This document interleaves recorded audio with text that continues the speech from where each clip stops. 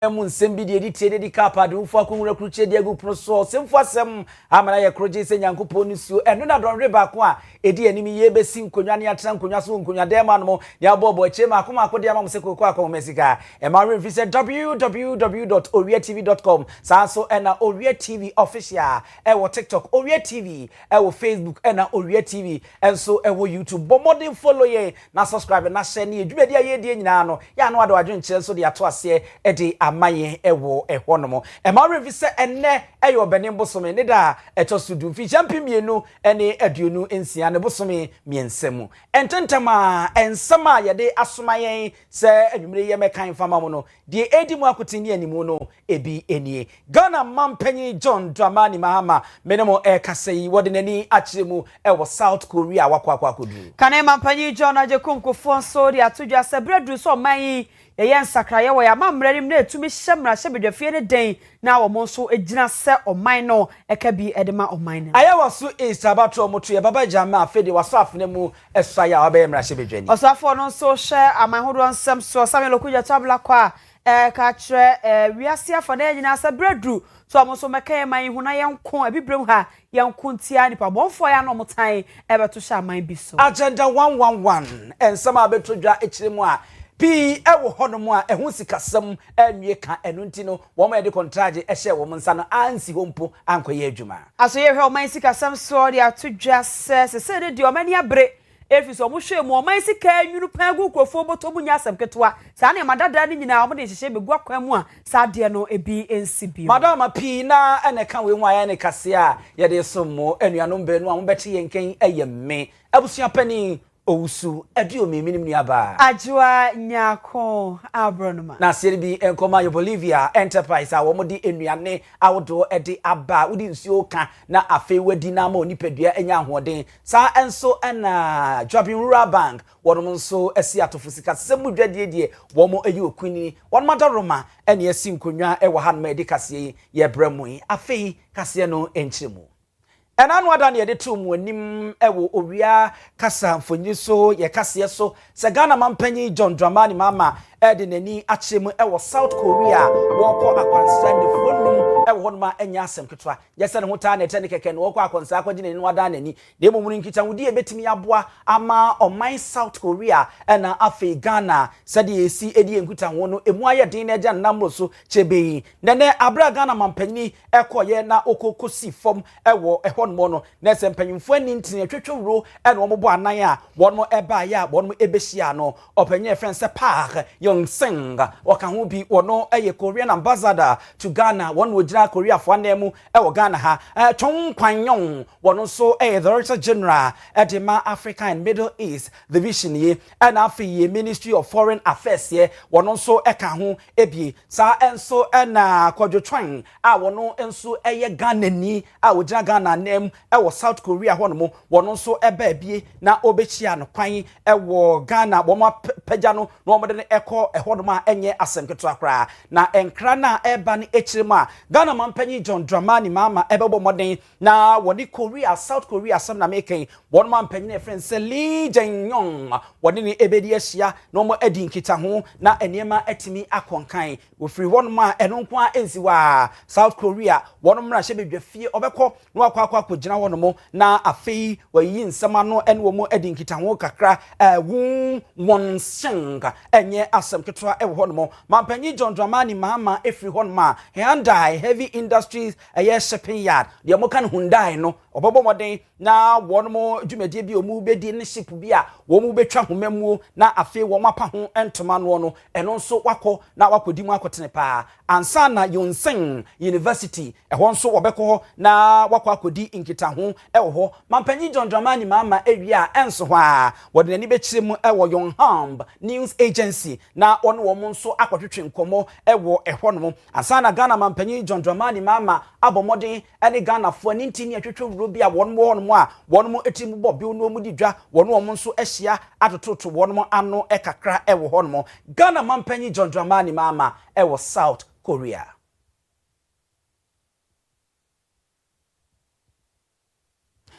ni nyina mu no aba beto dwa se wo hwa mampanyini John Dramani mama Joyce Bawa Muktari a wono ye ne futufo wosa ye ne tuapan mu okan ho saa enso na Samuel Okujeto ablakwa wono ye amano ne soafo wono nso eka ho bi afeye stand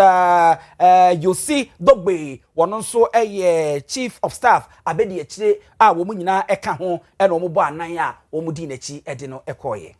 yento so na yenko yenimo yeko kanen mampanyi John ajekunkufuo yeko na kache na mampanyi da nso de ababatu dwa se no asaga na yamambra no yamaba kutumi arms of government no yamaba kutumi chebi ene ne bi so timi mo munyo madwuma ye nto de wosre se kebe ya yamambra 1992 constitution no yejiche muoni yemamunye du na ne amamuoni nyina mu no arms ni nyina tumi enya adwuma na obi abasamunye den na baako ye ade na enya baako so betumi ejina wese no ono so aka de akere baako no na de nti agada mapanyin da John ajekumkufuo eka semi nyina wakere mu se yehwebu pa amra hyebedwafie no eye Ghana fo ye ne ato aba ede ye na musifo so omukotira amra hyebedwafie ho na se aban ne ye na adwen so ye bibia no omo so ejina Ghana fo nyina anamu etumi aye de esigina ye beboa oman ne nyina ewo mrahye bedwafie ho na wo se ye kam yakoyakoye se amamra no emma ba ko tumi mampanyin ne nkrofo no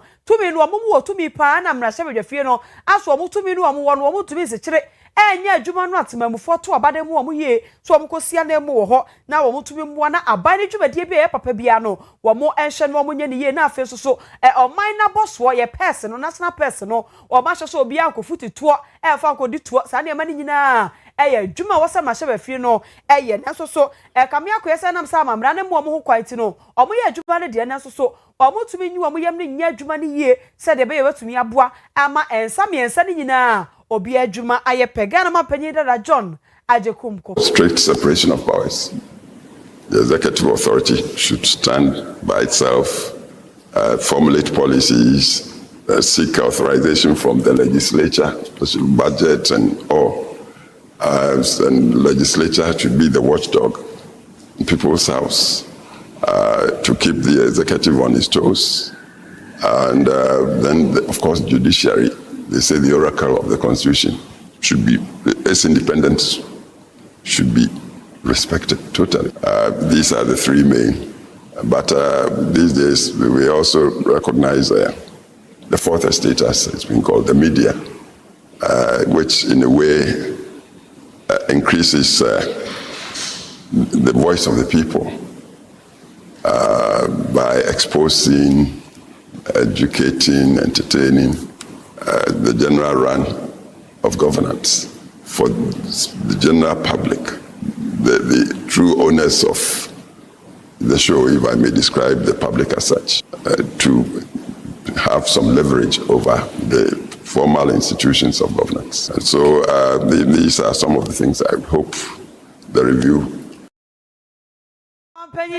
John ajekumkufuo ne atine kene kire se yehebu pa o se de ya na te na home kura ye se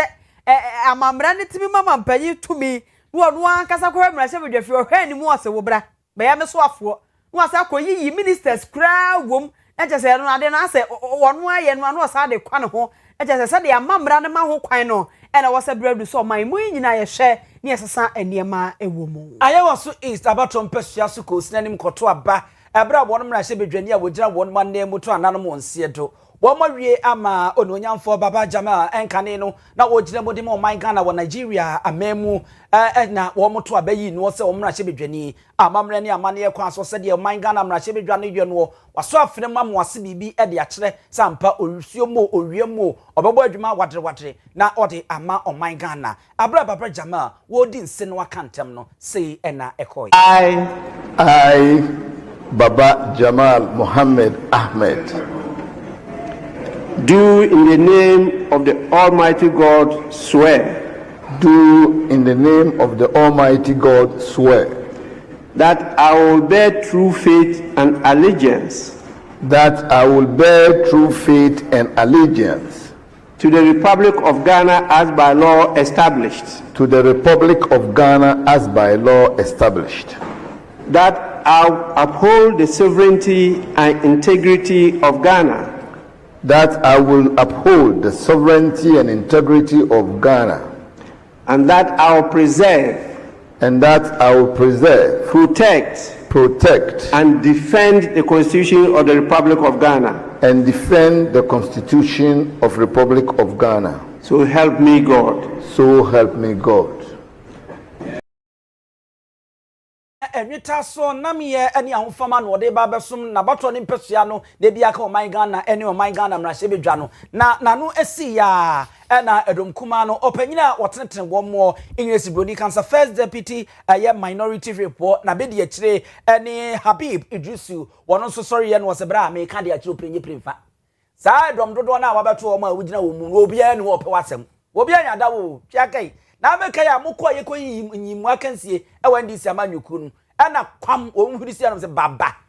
mfa kwam papa so ena wo mto abama no tinaba no kra yentwem enti waba ne emeye wadwene se wunuanom no wabeto obi ani ho a wo pe oyi. It is very clear that our colleagues in the majority are now trying to save their face, having issued a letter of vote of no confidence in him. Yes. It was signed by the 189 majority caucus. Mr. Speaker, They selected 16. saying that they should annul the primaries that he has won. Mr. Speaker, saying that they don't have confidence in that process. Mr. Speaker, saying that they should not even allow him again to participate in any future primaries. So, Mr. Speaker, the letter that was signed by the regional caucuses of the majority representing the 189, Baba Jamal, they are not your friends. They don't like you at all. You are welcome on our side. But Mr. Speaker, we are welcoming you. Mr. Speaker, we are welcoming you. And it is very obvious that the only friend Baba Jamal has in the NDC, because the president fired him before he was declared. The majority denied him before he was declared. The only person who stood by him is the national chairman of their party. I said Ketia is the only friend you have in the party. Any other person is not your friend. And Mr. Speaker,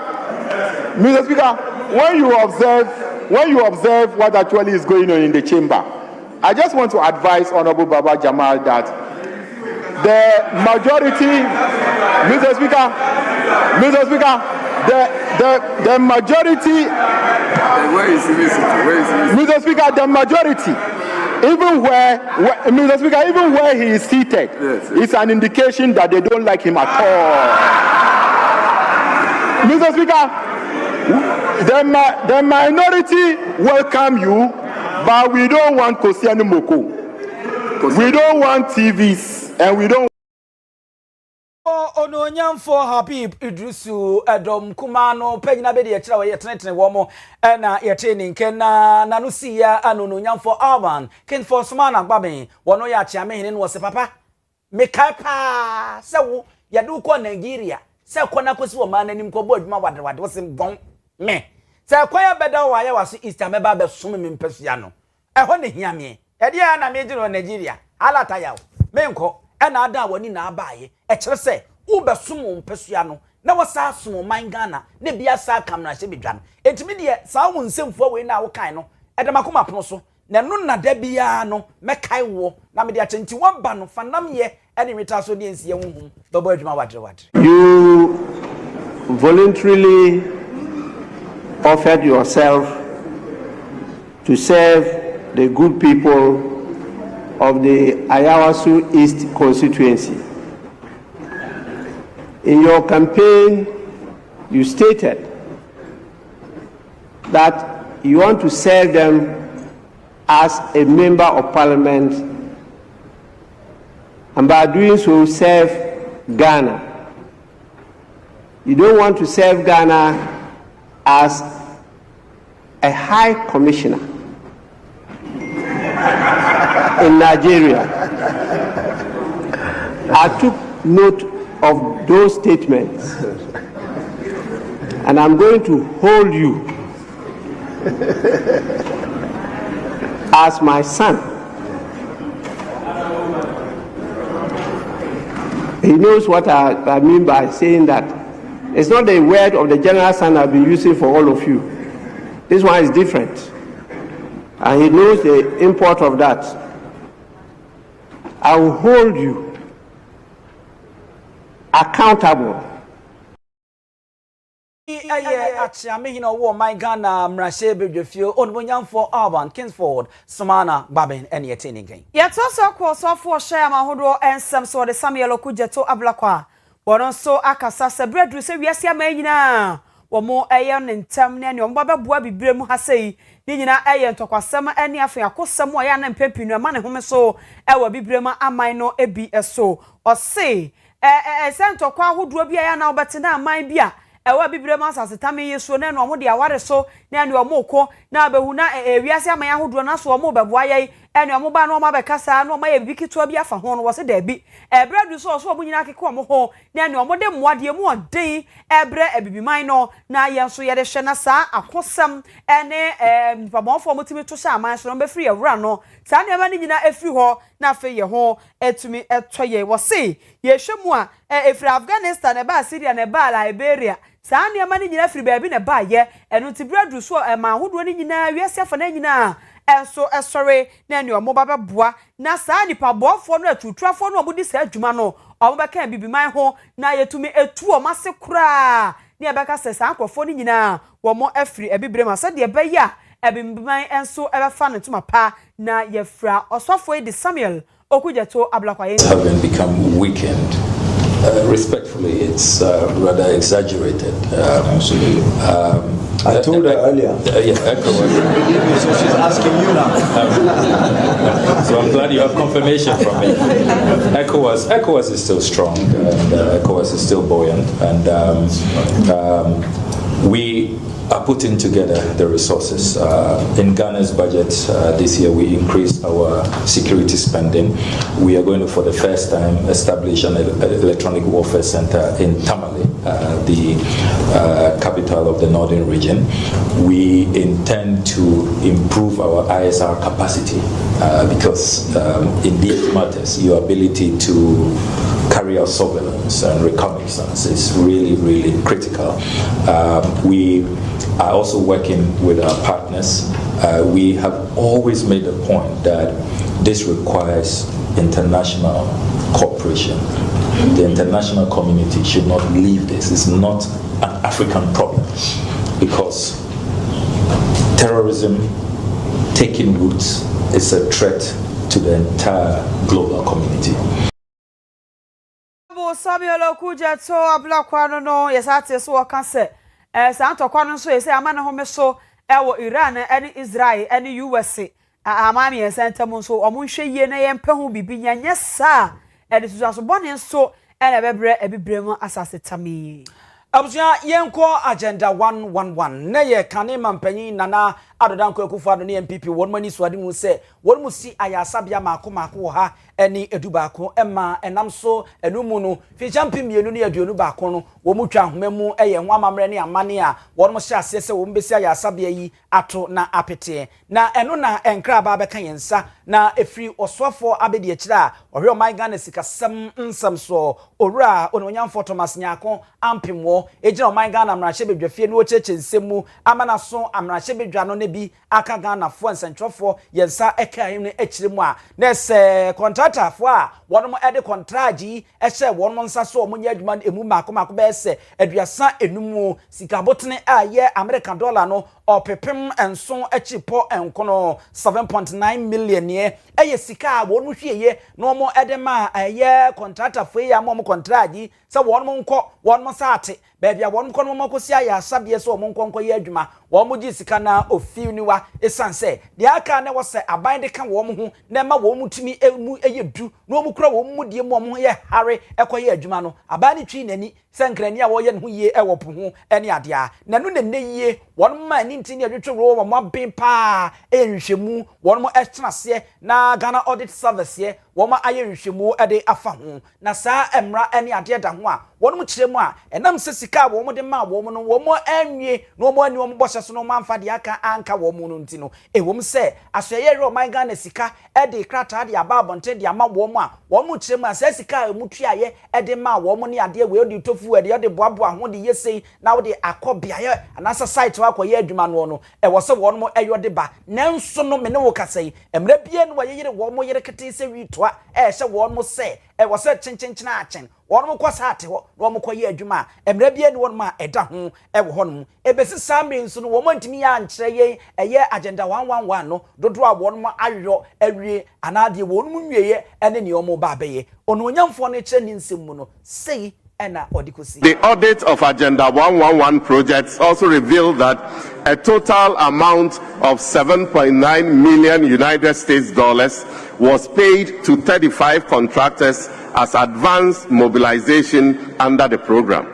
But these contractors have either failed to mobilize to site or the work done is not commensurate with the amount paid. The advance mobilization guarantees secured by the 35 contractors who received the $7.9 million US dollars have all expired. The Auditor General has subsequently issued notices of surcharge to the offending contractors.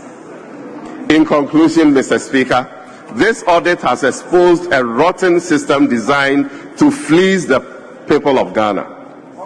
It reveals not just lapses in our public financial management architecture, but a pervasive and systemic plunder of the public purse. A culture marked by the fabrication of fictitious claims, the resubmission of recycled invoices, the forgery of stores receipt advice, and the treatment of public funds as personal entitlement rather than as public trust. Waso for be the chori sika sem so ono nyamfo Thomas Nyakwampem ene yeteni kanadwa na ese we no se memete ase de a ese akwese wo pedan ha ye agent kesi ka ode kohwe no ukona upu umpa waje awi eno ye mfa ma bi won fa no ko police station so se ukwadwu sika wo men so mpanyimfo ewo mu so bi adapafo sika 7.5 away 7.9 million US dollars na we no ni ha na mdi we so so dia so be mu na hwe ene ye fa so so ene osofo no osa kasa yo na we ni 80.1 billion Ghana CDC we ni so sika nhwemu ni beda die no eje se nkrofo a sika afiri oman yeboso mu a nkrofo atimi afiti sa to no afiti to ayi so mu di kodi to de na enim na mu to ne de wo ma fiti to 8.1 million Ghana CDC sika we ku a na anyunu de afiri oman yeboso mu a eno so akwakogu nkrofo boto mu a sa hwehwemu yi a auditifo ye na ba beto dwa na wo so afo ikire sese na sa de Ghana ye de asa ya nka ye ho paa ne ya mpekwan a sese no omode hihye bi ba begu akwan mu a ene esa ne ma ne de bekoso a wo ho asa de mebira kan ye woni pa no wo ye wi amamra ne ba bia ni ho a utimi kwache ne keten sefu wa fi wa famra waje awie so ko yo wo mo efogiri receipt ene ji aban yiska wo mo aswo ye kwakosi dan we wa ha ya bekwahora bata sam hwisi wo protocol hwisi so na so ne ya sign signature aje Ghana sika de amomo na nipa na jem na akwakodi osesa ne ma ni nyina ya de ka ho bia ama my Ghana yesika sem akofom atese no ya de bo man fom pa enu tibira duru sa wo se panyifo hye na no mo ye niema ye wo sa afa ne so na 8.1 million Ghana CDC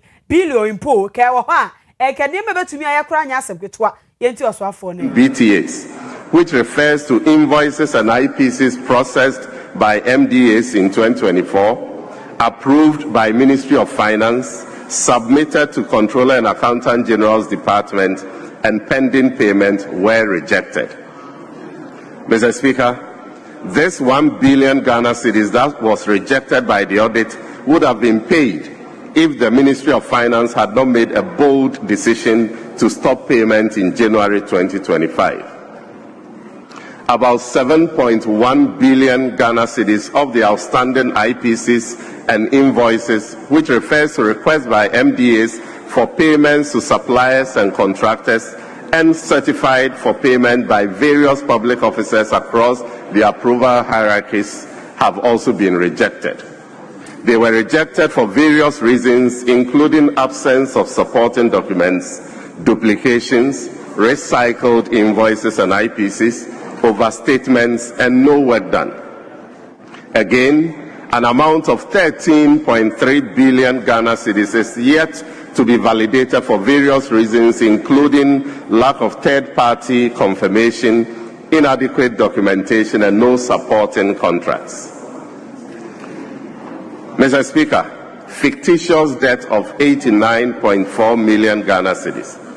The then Ministry of Trade and Industry in 2024 submitted a request of 89.4 million Ghana cedis to the Ministry of Finance to be transferred to 5 commercial banks as government's contribution to interest payments under the One District, One Factory initiative.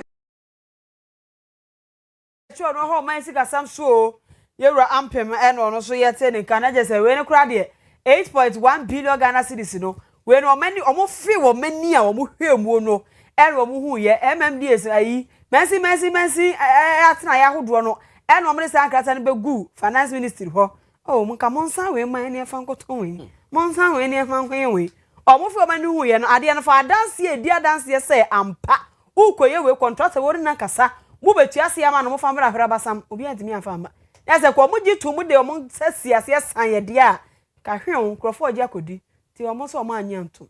awanyofo dwumedi omudie die se wo hwa no nse o ma ni ye dwo akiri pa de nyanse wudi nyansa betu sikadi hu di wie no ano no we be kom na contract ma akoma akwa dia sendum contractors obi bochi akra de ma na wontimi nsi eso agi sika na akwa akodi ya nto aso de da so osikase mwan se aye a contractor fo nso abonum nso eye adwuma yi akwa ne ade nyina no bonum nso sika ene ntinkam bi akamu ni ade a eno ti ntwemu kuro ya Ghana audit service ye ena afeyi bonum di adwuma ku a bonum nso eni Ghana ha no de ka ho emom ye nhwemu kuro gensa de samansaman saman tamfu nso ye ba sa ba be pi ene akwakoba se sika ebeda bonum se wose worum tua no mo edema contractor fo ye no mo ye adwuma no eye Ghana sika yi opepem aduosi anwotwe Echipo and so 68.7 billion opepem because opepem we opepem aduosi anwotwe echipo and so no nhwemu no ekoto odwa ema wonum wieye no abeto odwa se ewose emu opepem aduanan enum echipo and 9 45.4 billion Ghana cedis eni sika ewose womu etua ewo wose eni enokosem nie hwemu na koda adwa pefe amomo hu se interim payment certificate IPCA ni invoice ene niema wodo adanse bebeto odwa na echirem a sa sika we die ewose womu tua na eniema etimi ekonkan ewo honom na eno na wonmo kaka womo ni omo ba fom no womo se opepem enwotwe echipo baako 8.1 billion Ghana cedis sika eno de wonmo to agu womu tua nyeye sentini se adanse nkrata womo de bai se de motete na wo kan no ano ebinom ato abobo hu mienu ebinom nkrata no hwemu a emfa kwa mu ebinom ese atro ebinom sika bi kura motua dada ene ade de se sika no de womu tua enyeye ononyamfo no nso odikosi se troubling findings of the audit. Out of the 68.7 billion Ghana cedis submitted for audit, a total of 45.4 billion Ghana cedis was deemed to be valid for payment.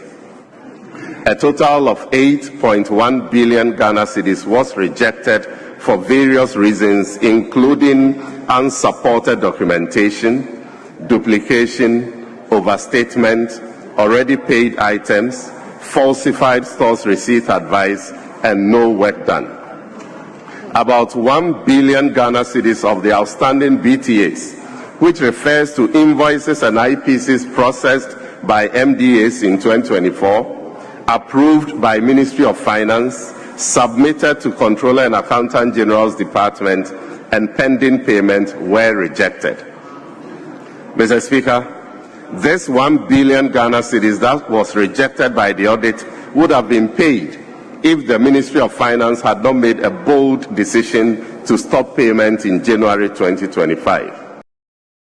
For Ononyam for Thomas Nyako Ampim, also for Abedi Echewi Sikasem, Samson Yetening. Every Sikasem, and I am saying, and call a young Pomodon and some more. Now, don't come over my seven, the fear sorcery, or most of Massa Momokan and so mate. Saturday, I buy a Casabana, than I call Wojaka. Added to a Pobidin Chiba National Health Insurance Scheme. I don't know, Master almost there, besides some no buying a cannon and crack. Every 7 penny that I don't go for.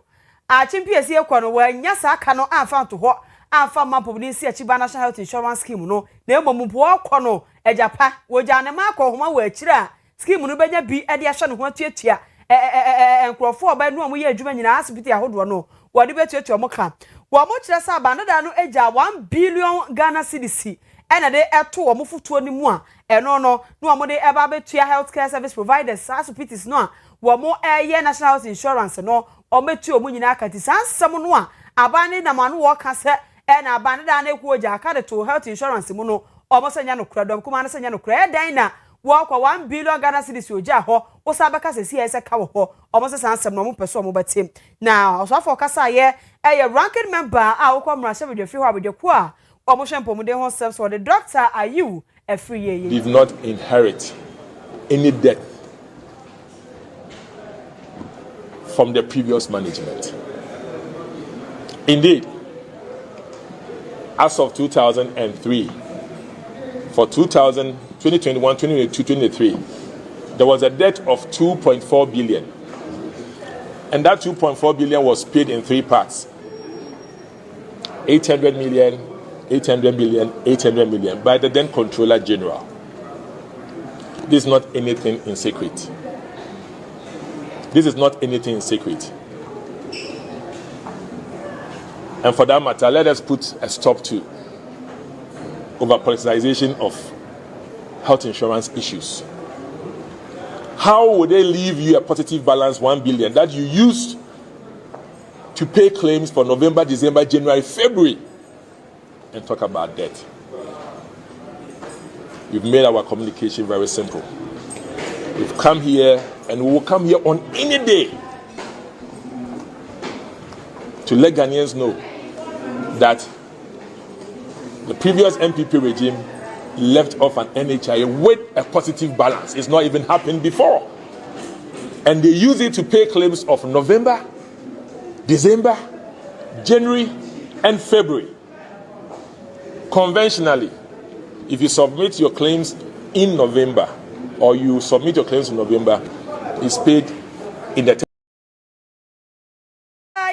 free any atini kelko mrashe bedwafi ho abodwaku a wo mo hwempo mu den sam so ranking member osedom kuma no se from the so mu awia mu time ye be from ma be wi mo ho ano tika no ma ntia no kokua mu wo butua wo controller and accountant general department abanda da na tua ye o meja 1 billion wa chire ntia pomudi si achi ba de na ho ye ankasa enti sansam no a aban ne kase abanda da ne ja aka no o mo chese enye no kre ekaya chese ye fonke kane kaka ene kaye hu de ya ewohoi ekanwa na enu na Ghana audit service ye abo mo ni iwa ye ene PWC kambo mu ye nhwemu ya ebusua proye ne kankan de no kwasem ni enya asem ketwa ba ko ebeto odwanie empemo ha aduasa ennan metric tons 134,000 we aye emo ene aburo wose eche na yede ma nananum akuafo ewo manu tu ne nnata nyina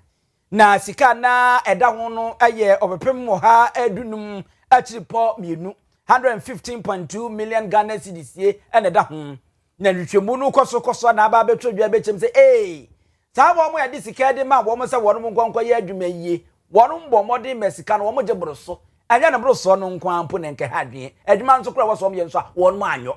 na ni nyina aka ho na no nam so ama wo de wani kiremu awo menhia sa ato a wono nyamfo wono ogira modi matememu fo mo abato mpehwe so mranim ni nana ajebafo no man nsa so se kraso ani a wo kraso ande mo no se yes madam mekasa na achame hin se kasa no se mo hwehwe mu idie no kwasem ni firipo ase na eba na nso bo etan ho no timisi abrosan anwea ne nya anwea keto a wo se hwehwe mu yi wo ma mo no mo kodi nkita ho toto wo ma no bisa wo mu yi emu bia ni won ma ebo ho emu bia ni won ma eta ho na we no kura na nsem fata se etim de bo man Ghana mra che be dwafia se ye betweso nto na wo twene sei sansa dansie bia papa bia nhyɛ da na ho esa mo amoboa pa ɛna nokre ntore ne nokre se propaganda no makɔhye tokro bi mu makeka ne ma de aboa no na mo bɛka de akyɛ sɛbie koto yenye nkwada asa. Very respectfully, the audit report will contain, Mr. Speaker, the management responses. The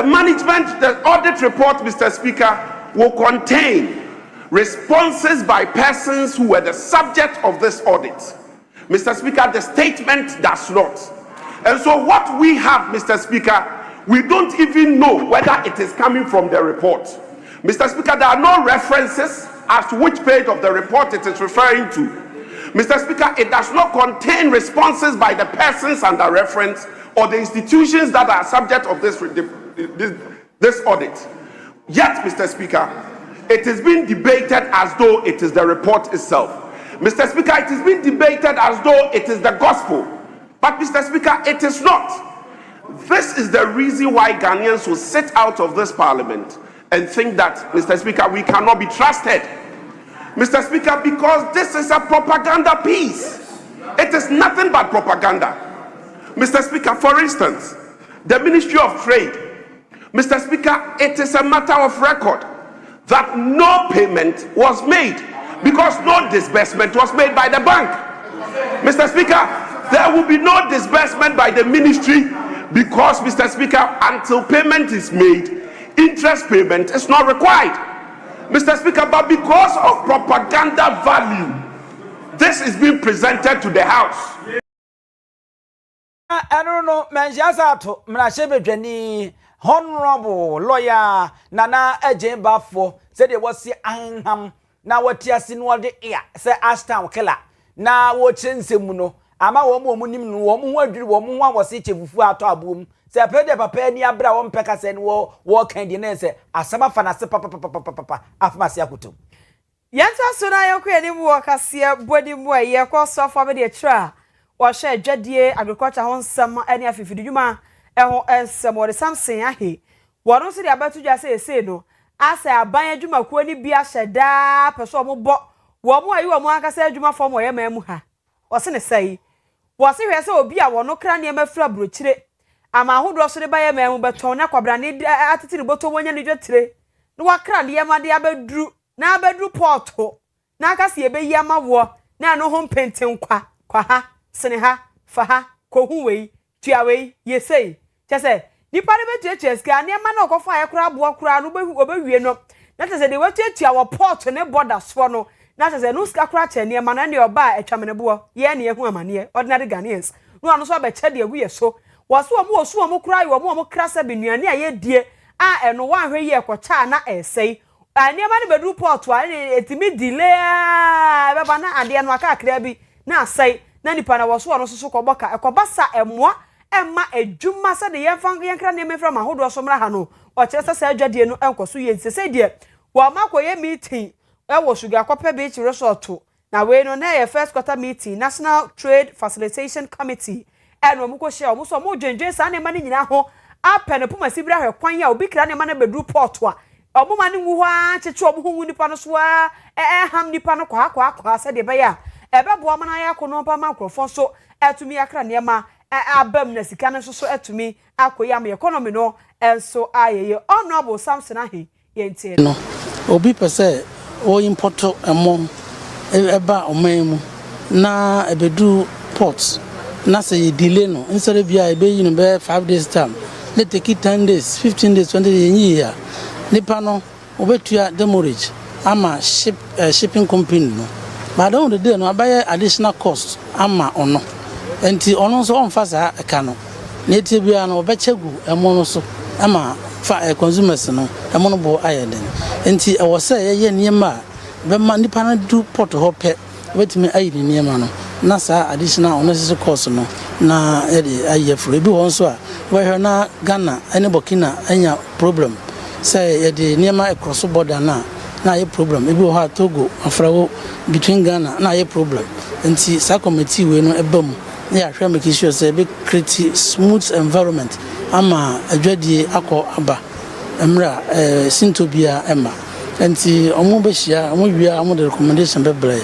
na ya hwe kwan be fa so a ye be reduce time and cost ewo kwan ye fa so a ye adwuma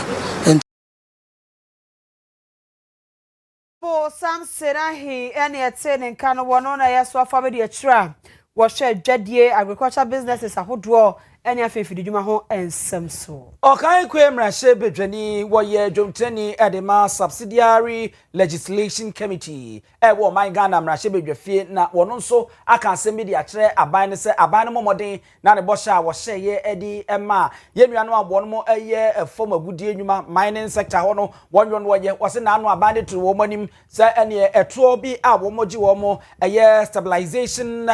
levy bebo modern growth and stabilization levy na ohanji chemu no miensa bebo modern ate na wode aba ohanji chemu no ba ko ewo nanso wose besi ne aba ne fi niwa begira man Ghana mrahye bedwafie bebebebe ye no won ma ante honhwe no wose da bi won ya akora ko fom na acha nse yeduru hanom ye behye ne ye behome na wuduru wonum na wanhwe no ahome asupo ene hi akora no enti wono ane nsam o kan ye no wonfa ose emfa nyoyo wonyo se de be ya wo beteto no so na aboa ama wom nso wom ho atimi ahai wom me kam na kosie ni se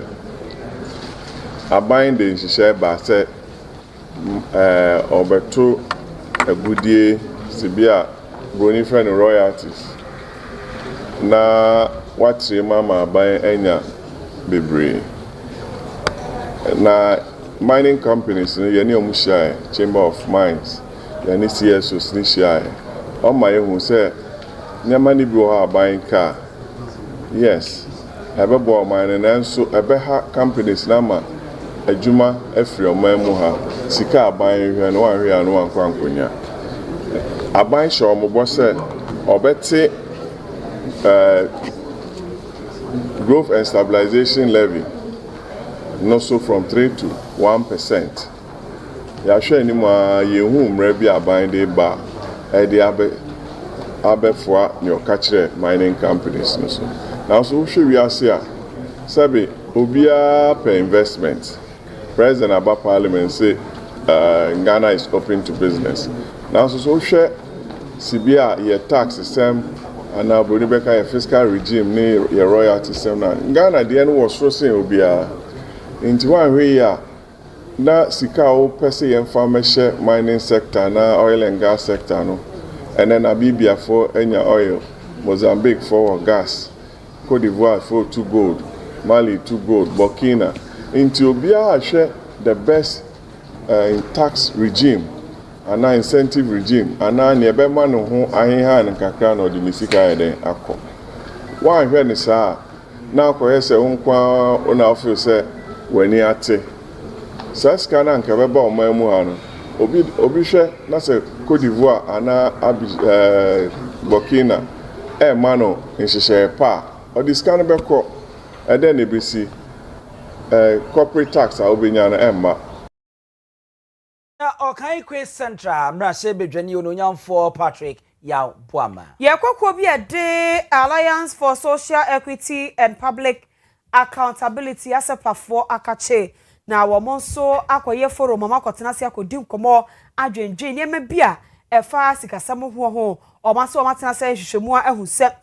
kwan bi ye na sika bi fa so wurawura ye man yimo eni afeso so nkrofo bia uhwe kwabrani pa ni adwuma wo ye na uhwe se de osi bone bra akasesem ni kumasesem ni nkransem eni abrabo a wo bona peche na uhwe pa na adwuma wo ye ya asa kwa ba bi onya ni sika fi ni kwa hemark wo ho a wo se ehwehwemu wo so sa na ma ni nyina yade a emo man yin kwaso no nti omakosi nkonya akotena se kodidi nkomo aka champanyfo se bredu se oso mo hwehwo ni yie na omudidi nkomo fa ho yie ne epesa na ema ni nyina ho pobasi bredu etumi boa ama bibia enso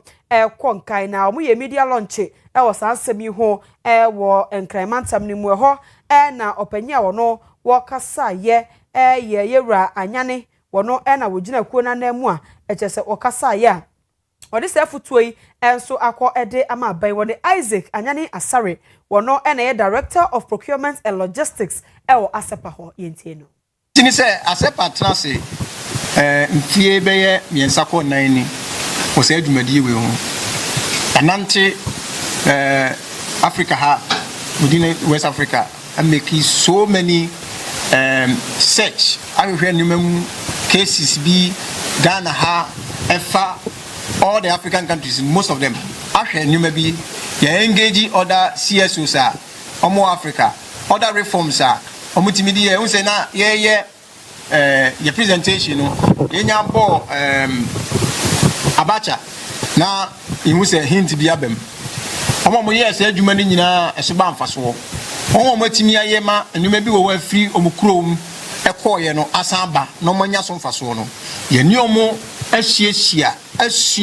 kwan ya onfaso ni kwan wo se ye faso eno na ne Asepa nso ya tena se na aye hwehwemu bebre aye ho adwuma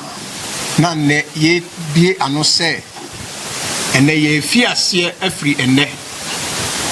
ahwehwe kwan a ebefa so a ene kwan e wo se ye ne won a wo deda ndwuma kese anu wo so wo hwe saa enwuma we ne ntimi nkoso no ne mmra ne nyoma e wo se da kwan mu ne ma saa adwuma we no entimi maso no. Isaac Anyane Asare wono na woye Director of Procurement and Logistics ewa asapa ne ete so no so kasa onu wieye na opanyi ba kwa odi akotiri ye ewa Arise Ghana kwanim o de Salom Dramani ono so ene Owia Kaseɛ bo kasa tie proye sinto dream no endoso ale to say like tie proye sinto dream no endoso ale to say like deep rooted inveterate and program except perform ye anopa we this we are we no a program I say more media for no more collaborating with civil society organization to say no na you fighting corruption because corruption no and your politicians business force so count business no no details no every politician for no say mani wo yo panyia wo kan Arise Ghana ho no so ye tin nken absafo ye kwa ma no so na ye ne Reverend Dr. Isaac Owusu akobon komo ni nyina efa Ghana Education Service wo mo krata wo mo edenam wo mo kasamafo Daniel Feyi so dia ba bonte sa chechefo enwe so nche wo no ma de na bibi efa wo mo nwuma ho no wo mo emfa bebie wo se efa ewo eho no mo owura adimire yi ye mo adwo emo akwa ababa wo Owia Kasamfonyi so Joso echia otiefo na nwumre binua. Ye tiefo Joso abra wadamu sanji she Ghana Education Service ede abai. Sai na usi ehu no. Yo, binua de di kan ne se me hu krata no me hu dwiri me kakra. Esane se kebi ma me kebi amambu na Ghana ye di dwuma 392. Na maintain penny semda. Se adwumawura ebe twro krata ba bonten aka kire na adwuma efo se wo biara unimu a wo be ye se usi abonten ana oni nsentwerefo be di nkomo ana ye be recordo wo video mu se o pekete ana se o demonstrate no metwe waso na mi busa me ho se anye bia Ghana Education Service no womo pese womo introduce culture of silence ewo education mu ana sabi bra na ewo military regime mpo no institution benda bra na soja membo wo ho no ono tworo ma na gima efo se unim na okasa ana upia ya betu waso enyanumu a ai wa forma juma minia prepare ye kase ebia ye juma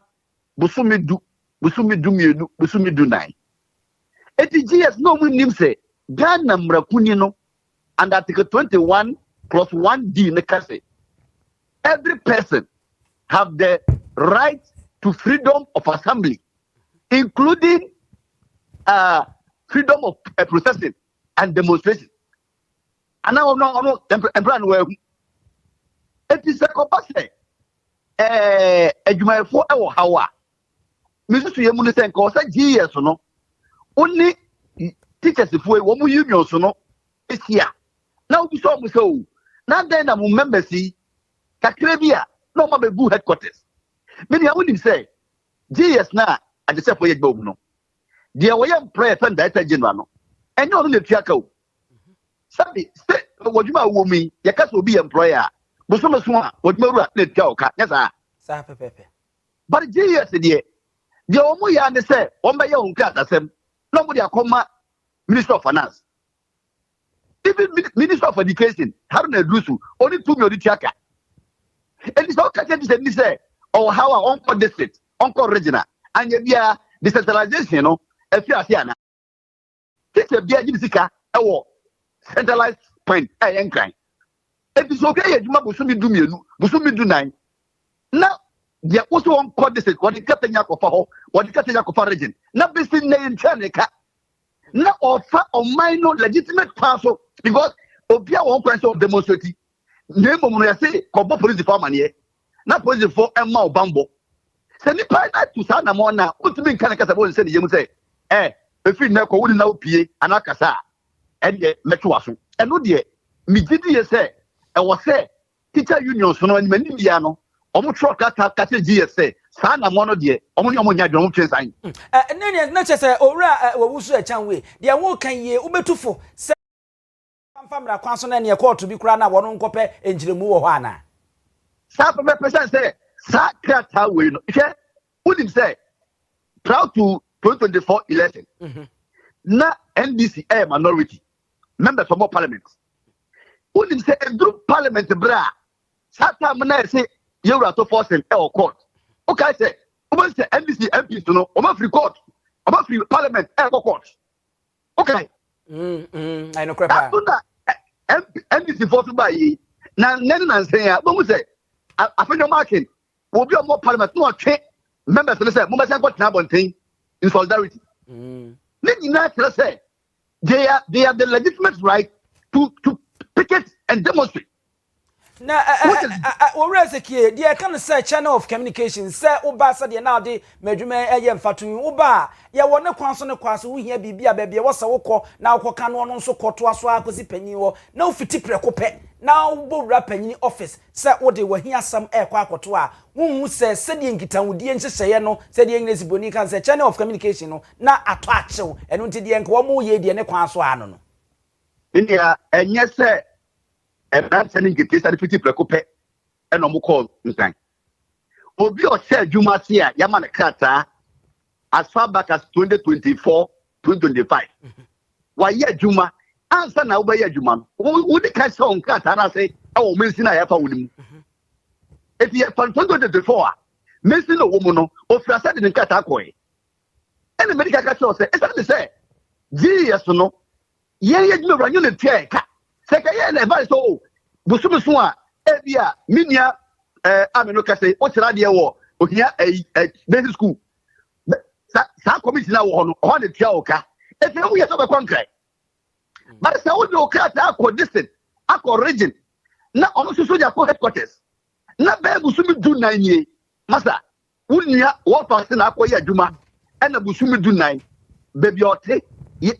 kwa fa so be didi yo ba nom yo ba ko na oye follow up no nyese bia sabe obum braso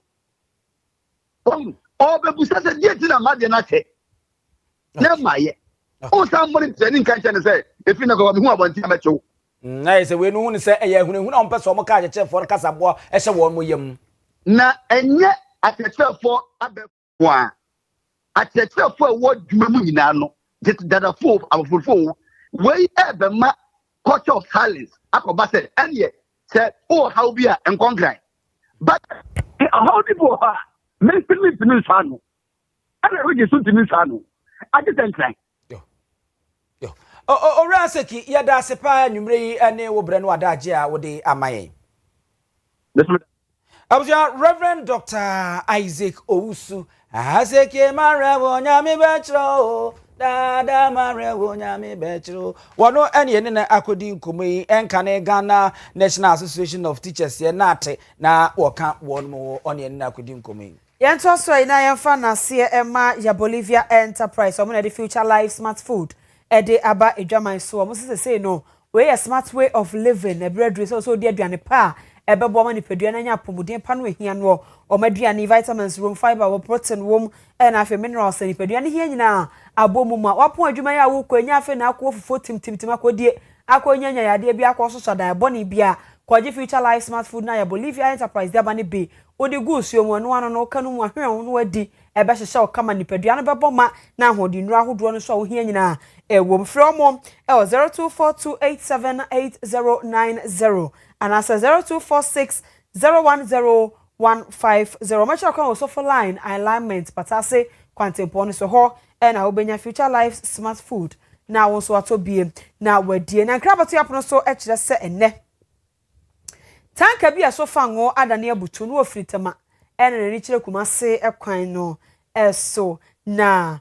o chese wo hwe nkyeremu no e ba ye duane ese na akoya asem a na ene enyan pa fise bo ho sa no wonim tanka so fango ene bibini yenwa Ghana fo suban yi ene obi akofa no bokiti afa no to afa no kura be ko sabi akwakosi so mko to so mko eden yo ene fire fo ye ne ntemu ano mo bo ho ban kire se da bi se de awiasi bo no amafa ngo na etrɛtrɛ anhwe yi a eja betumi atom tani omo boa pre police be ka ho pam nkrofo a wo ho nyina ene omo hwɛ yesa fa tanka foforo ema ne betwe fa ngo no e di free match se de ka kosia ne se we ne bia ensi ewo mu se ye ka sai de kumase ne nkra kwantempo no esi kakra omo si kwan no a na omo ekyerɛ se ne ofiri nkran na ba kumase de agye so kofa kwa abenya ananso kofo oduan so ansa na watumi abafise na tanka no emu na tokwa emu eno no eye asem na firefo no ene edi nkomo a omo de foto nso esan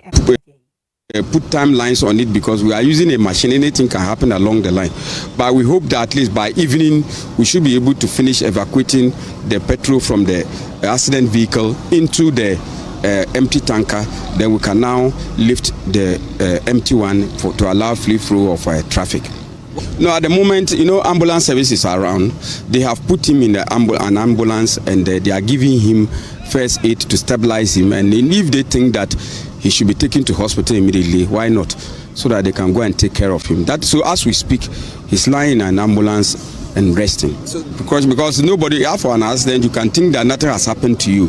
But if you don't take time, you may be having serious issues. So that is how come the ambulance service are taking care of him. No, I told you our major concern here is to prevent this tanker degenerating into a fire outbreak. So we have something we call the base pump. Those that came are from Amasama, and we don't want any car to leave here to go look for water. So the other car that came from Medina and other parts only came to augment water supply. They've gone back to bring more water to come and add to the Amasama vehicle to continue with the cooling. So Manda ni ate so no so achechim kwan ye fa so ne emesi ye no e de ache na odra ni ano no no twi tanka no enso no Owia Kaseɛ bo akasa na wa kire mu se no wonam kwa so a wo ba no ana na wo hu se ka bi apakisi hye ka ye Kaseɛ ye ana eso cementi se na asesi ho omo so ma fa triangle bia ensi akire na mo ka mu ntwa champon kura mu akire no hu se ke se de champon sigu oi de eja ka no ase ne siwo entu ono so ye na age so oyi afa ho no a na ene sprinter bus yi bi ono so de ko bo mu a enam so mane da no butu ye ntie se de dra ni no enso no Owia Kaseɛ bo kasaye me ba na me sprinter bi na eba ti me nam atali no nam inale eto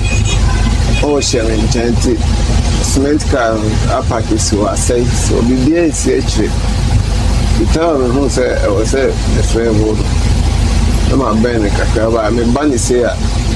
my car sprinter until they were so kakra to train more as I too late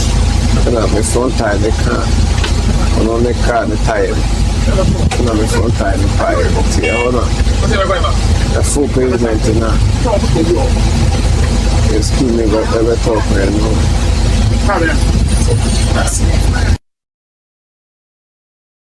Drava no ero no so akyere na kusemu e de akyere yi aban no ade betu dwa sesese no no makwan ema mpanyimfo awodo mo de da aban nyumaku awodo ya na moje ahomje na wo mdo mani akyem wa amano ne ade ye kwaje ntete koyesi na ye kadwitwidie ene betu nti wode so e de atoso na eno no ye ne obi a waben e wa mamu ene hunsemu owura Isaka Amon Kote edin komo wo se eye ne kwan so ano eye kwan papa aban ne faso na ode abo oman ne sika boto no ho eban ye niama ni esikwa ye wo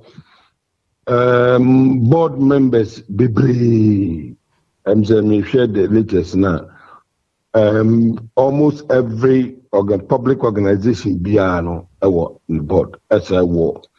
CEOs senior deputies and in Kofo Akikanka. Namum say ye babe chichiri krono na sector B ana area B edi eka bi ba na eka no yehwe na ani esusua o se etimi pe hu asibire na isi ano because aben wadi ka tro se aba oman ni sikasem no onhwe mane enye basasa enti wadi ka bokoko na wa ma ye hu sa ne se baby koso baby na nani nyihu a wo se otimi eka hu asem Some no na seri bi nkoma dropping rural bank sikasem odwadie ni nyina wo mo ne de ekoda na won ma be pa ye ma besia ye moa emanwumentum ponkon kan de wo mo ye osimpitim pimpim ene ade a tena wo dem na dial star 89 star 984 hash na ene wo mu ni ngita ho na afi to shells na so be ye shareholder e wo dropping rural bank enye shares no kwa na wo kwa akoto fa so bebre ena e wo ho abra wo ye shareholder ene ade scholarship awodo a ye de ba ema wo manum timi di ko school ni ade ye boa wo ema wudwumadie ene ade nyina nso enyini ekonkan ni ade a sanso na fixed deposit bosomi miensa bosomi nsia ene bosomi dumienu na usika na awo na enyini na ye bebre be yimfa so no kodi na fisika boten ne sa fato wo no be hemfa na abenya no e dropping wura bank e ho no no frey was 0242 387498 na ni enkomo Yakov Prophets and Spiritual Churches Council womo akache na womo so omo se branu bia ya na edu brese ye nuanu muslimifo womo ye omo akomche kronkron no a omo so kwakire omo se ampa onuado ewa kristofo ani muslimifo ntem to omo so aka omo ho afi womo di sikire emo woto mereke ani milo anwa enema bebre ene omo di akwa enuanu muslimifo so omo nye na omo so omo ye akomche kronkron omo brechi a na omo so di aba omo no so na omo de ekoma chief imam Yera Sheikh Osmanu no sharabutu so wanye na won chema no so ne nkrofo no so na prophet etuahene wono ne gina opanyimpa wode koya no prophet na kwa Nazareth ansa Jameson anamu okasa ye chede ntia omutu sana mo enti ye bota de ba ne se ade a yenua muslim fo ye ade a ade kase ade ma okra biara onam asase so akitru kura ma Ghana man se ye hwe se ne amama mu fo ntokwa asisi wona je se sade a mu ye muslim fo ye ebo ba kase ama kofa basabasa bi entri ente ne atoto amama mu fo bi a enne wo mu hwe wo twa adwi enti se mu ya de kase ati se ye bambo kase ati se ayansa na ahode de kase ati se a ese ye nso ye buta ne se ye di wo be hye mu nyam na mu wie kura moyam mpabo ni wi a edi ambo no musu na nso manam na nyame boa na de pa bi chi a motima toa so akopum emre a momre beso dia de bra ye nunwan mu eye mo emo pa ye ba ewo bag mi dudu edoso milo anwa asichire milk bebre wana kam ti tomatoes mi jase anya na makomako ya adaka senya yari bache yinwan anasa obibia wo huhum adwuma because huhum adwuma asofo ani konshefo se yenya moma yenya odo ema ye ho nyanya ntiase ma ye ho yenya odo ne tiase ma ye ho a na yenyunwan wo bi wa kwonchi ne pabom se yenyunwan muslim fu eye ya yetimo baba ye wa doye efise saade na wo mo Abraham Kwame Etuahene wono wo ye senior prophet as a patron at the Mashanti Regional Council Muda Prophets and Spiritual Churches Council no ene teso wakase na sem krona bi nso ene se Daily Bread African wo mo ne United Party Plus UP Plus aka bo mo so de Ramadan ne mai bia kwam kire mu aye de mo de bia kwakoma enuanu muslimifo so mo so nye na wo mo so mo brechi a na mo de apoma na ye kama na opanyi okasa ye wono ene ye Greater Accra Youth Organizer Edema United Party Plus or Emmanuel we are fair a champion. On behalf of Daily Bread Africa and United Party Plus, during this time of Ramadan, after fasting, I was at home. That's Muslim brothers and sisters. Intina na yakeka yansase epe bibi kakra the bread chief imam and then the Muslim community. Sana mwaje ofel so ntino ebe ya de ebe ye no afibia anase emre bia ebe hia se yebeba na yabe support. The boxes of oatmeal, the detergent, the sanitary pads, the nsuo and nyama obetumi yakeka bo manu aduane ate ase nti eno na UP Plus any Daily Bread Africa the buy champion one on a Greater Accra Youth Organizer Edema United Party Plus and it is one so jani nyamu nyina na mu a adoya mkoye wachire mu dentia wo mo yes ayejira mo semi so na nsɛm ahodoɔ a anwummerɛ yɛsɛmfoɔ de som a yɛsɛ yɛfa mɛsom wɔ no baadefoɔ yɛabɛwie yi yɛde mu naseɛ ɛma ne som adwumayɛfoɔ nyinaa kuku agando ɛwɔ hɔ sanso na kɔsua somoa ɛnso ɛwɔ hɔ kɔ MCR yɛ director ɛyɛ ɔba pa Grace ɔba ya wɔno ɛna ɔdarete yɛ no ɔyɛ yɛka ho ne nyinaa ka adwuma no ho letter ahodoɔ so de wa me bi papa pam yɛ nyina adwuma ha Simon so wɔ hɔ na ya wɔ hɔ Mr President wɔ hɔ ɛna afe bozi nso ɛhyɛ hɔ a enye asem ketua yesamufoɔ yewura Benedict Asante yeboa wona de kasebo isuma ya yenso yebekenkan ede emma wona ese de hye nso se ye programs nyina ye wo Owia TV nyina ofa radio no a wireless no a na de precise 105.9 FM ubenya ye kasebo ye morning show bibia montie bibia de chie ni nyina ye kasebo yi obenya bi na won so watie e wo ho ne sports ni nyina se twagu wa be twagu wa so mo precise 105.9 FM na wie ya wie ba de fo mienu anwuma betena ase de kasebo esum mi din de adwanya kwaba no ma mini mini abem abusia pani owusu aduomi ya ma munya ji ahene wa e de asem kure